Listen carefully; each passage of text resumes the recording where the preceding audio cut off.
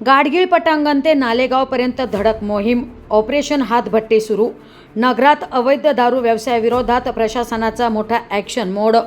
दारू माफियांना प्रशासनाचा दणका, शेड उद्ध्वस्त, ड्रम जप्त, अवैध धंदेवाल्यांचे धाबे दणाणले. अहिल्यानगरात हातभट्टीवाल्यांवर बुलडोजर, JCPच्या गर्जनेत अवैध दारू अड्डे जमीनदोस्त. अहिल्यानगर शहरात अवैध हातभट्टी दारू व्यवसायाविरोधात प्रशासनाने मोठी आणि धडक कारवाई हाती घेतली आहे. महापालिका आणि पोलीस प्रशासनाच्या संयुक्त मोहिमेत शहरातील अनेक ठिकाणांवरील हातभट्टी दारूचे अड्डे JCPच्या साह्याने जमीनदोस्त करण्यात आले.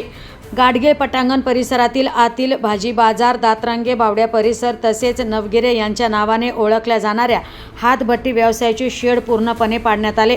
यावेळी मोठ्या प्रमाणात हातभट्टी दारू तयार करण्यासाठी वापरले जाणारे ड्रम आणि साहित्यही जप्त करण्यात आले. याशिवाय नालेगाव, नेप्ती नाका चौक आणि अमरधाम भिंतीलगत सुरू असलेल्या अवैध हातभट्टी दारू व्यवसायावरही कारवाईचा बडगा उगारण्यात आला आहे. अतिक्रमण पथकाने JCP मशीनच्या साह्याने अनेक अनधिकृत शेड हटवून परिसर मोकळा केलाय. ही कारवाई कोतवाली पोलिसांच्या कडेकोट बंदोबस्तात पार पडली. शहर क्षेत्रीय अधिकारी नितीन इंगळे, अतिक्रमण विभागाचे प्रमुख आदित्य बल्लाळ तसेच कोतवाली पोलीस ठाण्याच्या वरिष्ठ अधिकाऱ्यांच्या उपस्थितीत ही मोहीम राबवण्यात आली.